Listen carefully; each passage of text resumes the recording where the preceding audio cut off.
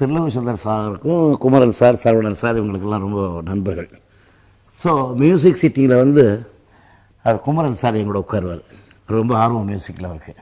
அது ஏன் சொல்கிறேன்னாக்கா, எங்கள் யூனிட்டுக்கும் போது அவங்க பீம்சிங்க்கும் எங்களுக்கும் கவிஞருக்கெல்லாம் அண்டர்ஸ்டாண்டிங் இருக்கு இல்லையா. ஸோ அவங்களுக்கு இந்த 2 படத்துக்கு அப்புறம் இன்னும் பெட்டராக நம்ம உட்கார்ந்தா கேட்டு வாங்கிக்கலாம்.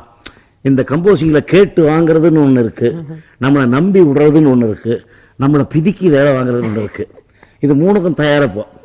அப்போது அவங்களுக்கு இன்ட்ரெஸ்ட் என்னன்னா, இப்போ நமக்கு வந்து அவங்களுக்கு மியூசிக் டேஸ்ட் இருக்குங்கும்போது அந்த டேஸ்ட்டும் என் டேஸ்ட்டும் டேலி ஆச்சுனாக்கா கண்டிப்பாக அந்த படத்து பாடல்கள் அவ்வளோ ஹிட் ஆகும்.